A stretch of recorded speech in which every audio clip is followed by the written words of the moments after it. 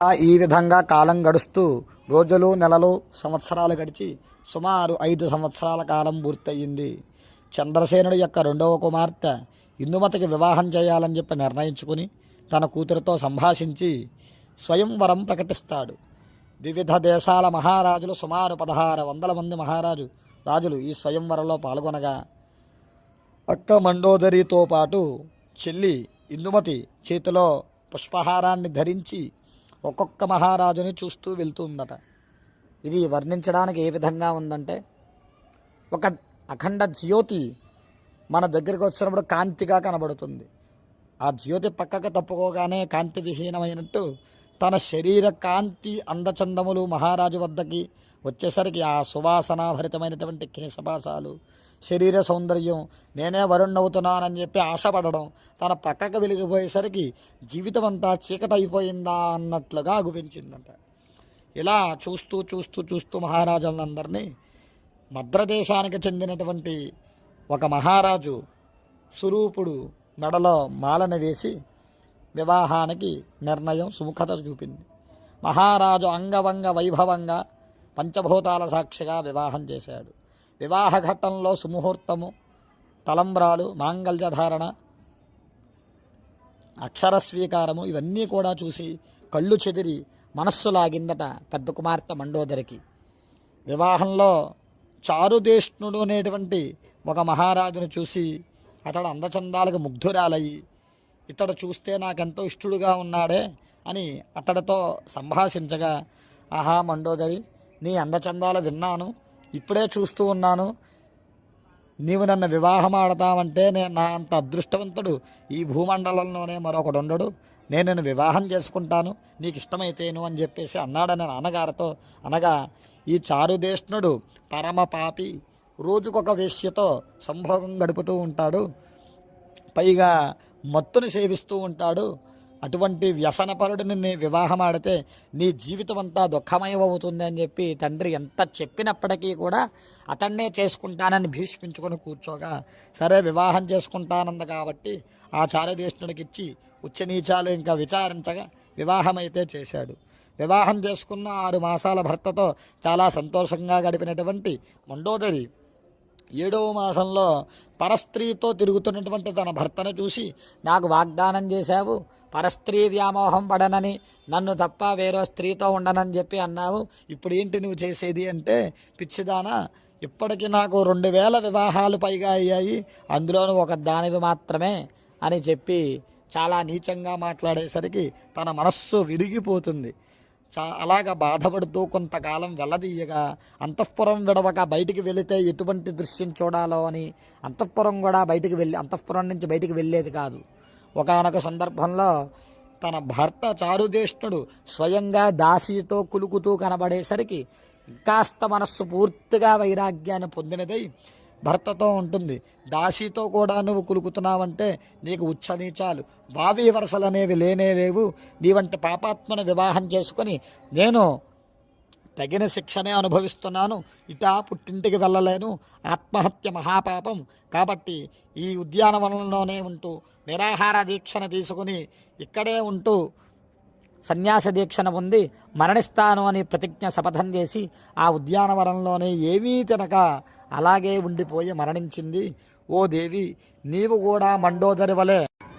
కూడా మండోదరిలాగా చేసుకోవలసిన సమయంలో వివాహం ఆడక నాలాంటి మహావీరుణ్ణి కాదన్నావంటే తనలాగే నీవు కూడా ఒక మూర్ఖశిఖామణిని వివాహం చేసుకుని జీవితాన్ని పాడు చేసుకోగలదానివి అని నీ పిచ్చి శపథాలవి పక్కన పెట్టి నన్ను వివాహమాడు, నీ జీవితాన్ని ఈ యొక్క భూమండలానంతా నీ పాదాక్రాంతం చేస్తాను, నీవు నా పాదాల చెంత నా కుడితడపైన వచ్చి కూర్చో అని చెప్పేసి మహిషాసుడు వచనాలు చేయగా, అప్పుడు అంటుంది, నీవు నిజంగా వీరుడివైతే నాతో యుద్ధమాడి నన్ను గెలుచుకో అని చెప్పేసి అమ్మవారు వాడికి ప్రతిజ్ఞ సవాలు విసరగా మహిషాసురుడు ఎంత బ్రతిమలాడినప్పటికీ కూడా అమ్మవారు యుద్ధం చేయవలసిందే అని చెప్పేసరికి ఇంకా చేసేది లేక తన సేనా సమూహంతో మహిషాసురుడు అమ్మవారి వద్దకి యుద్ధానికి ఆక్రమించగా, సేనలో ప్రధానమైనటువంటి రాక్షసులు దుర్ధరుడు, దుర్ముఖుడు, బిడాలాస్యుడు, భిందిపాలుడు, కామరూపులకు రాక్షసులందరూ కూడా అమ్మవారితో యుద్ధం చేయగా అమ్మవారు ఈ యుద్ధాన్ని ఒక యుద్ధంలా కాక ఒక లీలగా చేసిందట. అనాజస్థాననాదేవీ స్తూయమానాసురర్షిభి. అమ్మవారి ఒక చేతిలో ధనుర్బాణములు, మరో చేతిలో శంఖ చక్ర గదా పద్మములు, మరొక చేతిలో భూషుండి అనే ఆయుధము, పరిఘ అనేటువంటి ఆయుధము, మధుపాత్ర, ఇలా 18 చేతిలో 18 ఆయుధాలు కనబడ్డాయి. భ్రమరము అంటే తుమ్మెద ఒక్కసారి రెక్కలు ఊపితే ఏ విధంగా ఉంటుందో అమ్మవారి చేతులు ఆడిస్తేనటండి ఆ సేనాధిపతులందరికీ కూడా ఈ 18 చేతులే 18,000 కోట్ల చేతులుగా అగుపిస్తున్నాయట. ఎన్ని బాణాలు వేసినా అమ్మవారు తన ఖడ్గముతో చాలా సునాయాసముగా వాటిని నివారిస్తూ ఉందట. ఇలాగా ఈ రాక్షసులందరినీ కూడా సంహారం చేశాక చివరగా మహిషాసురుడు తానై అమ్మవారితో యుద్ధం చేశాడు. మహిషము అంటే దున్నపోతు ముఖం కలిగిన వీడు ఈ బుద్ధి దున్నపోతు ఎవరి మాట వినదండి, అందుకే మహిషాసురుడు అయ్యాడు. వాడు తన కొమ్ములతో శృంగములతో దగ్గరలో ఉన్నటువంటి పర్వతాలన్నింటినీ కూడా అమ్మవారి మీదకి విసరడం ప్రారంభం చేశాడు. అమ్మవారికి దొరకకుండా సింహాన్ని అదునుగా చూసుకుని సింహం పైన లాంగోలేన హతశ్చాప్తి ప్లావయామాశ సర్వత సింహం పైన దాడి చేశాడు. అమ్మవారి యొక్క భక్తుల్ని మనపైన దాడి చేస్తేనే అమ్మవారు ఊరుకోదు. అటువంటిది సింహాన్ని తన వాహనం పైన ఆయుధ ప్రయోగం చేస్తే ఊరుకుంటుందా? వెంటనే మహిషాసురుణ్ణి భిత్వా శూలేన వక్షసి, వక్షస్థలంలో ఒక్క పోటు పొడిచేసరికి వాడు తతస్సోభూన్మహ గజ, వెంటనే ఆ మాహిష రూపం నుంచి ఏనుగ్గా మారాడట.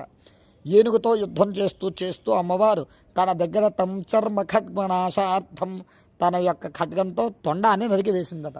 తొండం నరికివేయగానే మళ్ళీ పురుష రూపం ప్రపేదిరే, మళ్ళీ పురుష రూపాన్ని పొంది యుద్ధం చేస్తూ ఉన్నాడు. యుద్ధం చేస్తూ చేస్తూ మహిష రూపాన్ని పొంది మరలా అమ్మవారికి చిక్కకుండా వేగభ్రమణ విక్షణ మహేతస్య వ్యశీర్యత, వేగముగా పర్వత శ్రేణులు చుట్టూరు తిరుగుతూ అగ్నిని పుట్టిస్తూ అమ్మవారిని దగ్ధం చేసే ప్రయత్నం చేస్తాడు పిచ్చివాడు. అమ్మవారే స్వయం వ్యక్తంగా వచ్చినటువంటిది అగ్ని.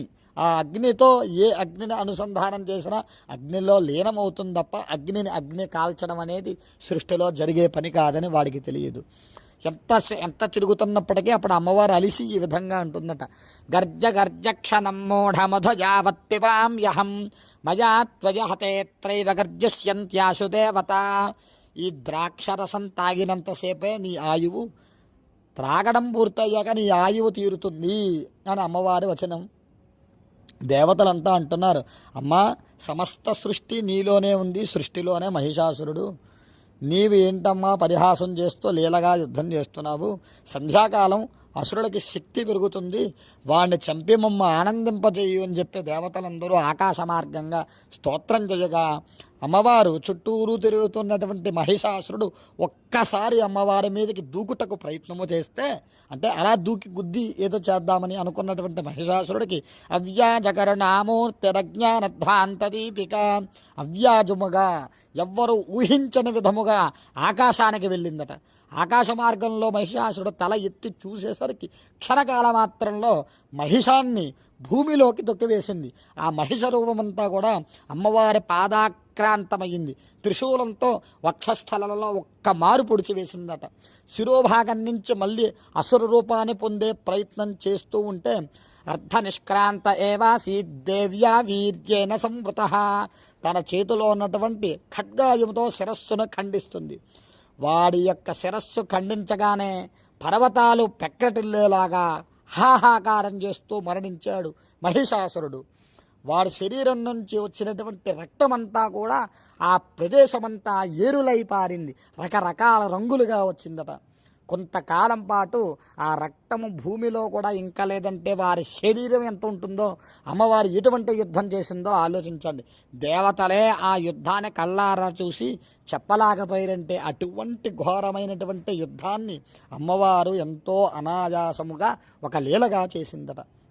దేవతలంతా జయ జయధ్వానాలు మ్రోగించారు, అట్టాట్టహాసము చేశారు.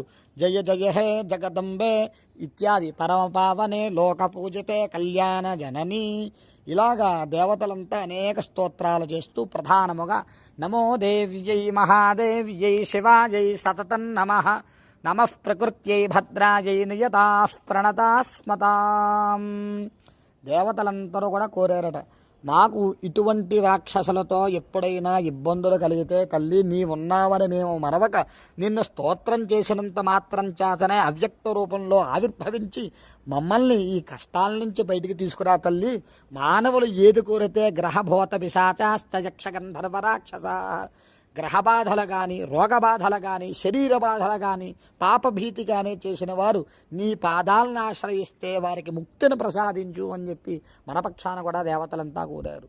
యుద్ధం చేస్తున్నప్పుడట వ్యాసుల వారు చెప్తున్నారు, దేవతలందరూ కూడా అమ్మవారి పాదాలను చూస్తే భూమండలంలా అగుపించిందట. పాదములు బ్రటనవేలు వేలికి మధ్యలో ఉన్నటువంటి గోరు భాగంలోనటండి దశావతారాలు కనబడ్డాయట. మత్స్య కూర్మ వరాహ నారసింహ వామన భార్గవ రాఘవ కృష్ణ బౌద్ధ కల్కి దశావతారాలు కనబడ్డాయి. భువనత్రయములు కనబడ్డాయి. ఇటువంటి పాదముల యందు ఉన్న గోరు మధ్యలో ఉన్న భువనత్రయములు ఉన్నాయంటే అమ్మవారిని మహిషాసురుని సంహరించడం అమ్మవారికి ఉన్మేష నిమిషోత్పన్న, రెప్పపాటు కాలం కన్నా తక్కువే. కానీ అమ్మవారి యుద్ధం చేసిందా అంటే ఒక లీలగా, ఒక చమత్కారంగా చేసిందట. ఆ మహిషాసురుడి యొక్క ఆత్మ కూడా అమ్మవారిలోనే అంతర్లీనమైపోయింది. అమ్మవారి దగ్గర మరణించడం అంటే సామాన్యమైన విషయం కాదు కదా అది. మిగిలిన వారంతా మహిషాసురుడి యొక్క బొటులు, మేము మాకు ఏ పుణ్యం పాపం తెలియదు, శరణాగత తేనార్తవరిత్రాణవరాయనం సర్వస్యార్తిహరే దేవి నారాయణీ నమోస్తుతే, శరణదొచ్చితే పాతాళ లోకాలకు పంపించి వేసిందట. అంత కరుణామయి తల్లి. ఎవరికైనా అమ్మ అమ్మే కదా, రాక్షసులకైనా దేవతలకైనా మానవులు మనకైనా కానీ అమ్మ కరుణ ఒక్కటే. మనలో రజోతమో గుణాలను విడిచిపెట్టి సాత్విక చిత్తులమై అమ్మవారు ఆరాధన చేస్తే, ఇహపర సుఖాలను విడిచిపెడితే అమ్మవారు మనకి అన్నీ అందించేటువంటి తల్లే దుర్గము అంటే కష్టమండి. కష్టాన్ని విడిచిపెట్టి అమ్మవారి పాదాలను ఆశ్రయిస్తే ఇటువంటి కష్టాలు మన దరి చేరవు.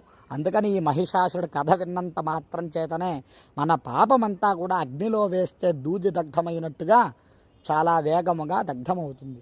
ఈ కథ విన్న వారందరూ కూడా తర్వాత రోజు అంటే రేపటి రోజున అమ్మవారి యొక్క చిత్రపటం వద్ద కానీ, కలశం పెట్టుకుంటే కలశం వద్ద కానీ, విగ్రహం ఆరాధన అది చేస్తే విగ్రహారాధన దగ్గర కానీ, అమ్మవారికి ఇష్టమైనటువంటి మారేడు దళాలు కానీ, సంపెంగలు కానీ, మల్లులు కానీ అమ్మవారి నామస్మరణ చేస్తూ శ్రీమాత్రే నమః అని వేసినంత మాత్రం చేతనే పూర్తి సార్థకత లభిస్తుందని చెప్పేసి మార్కండేయుడి యొక్క వచనములు.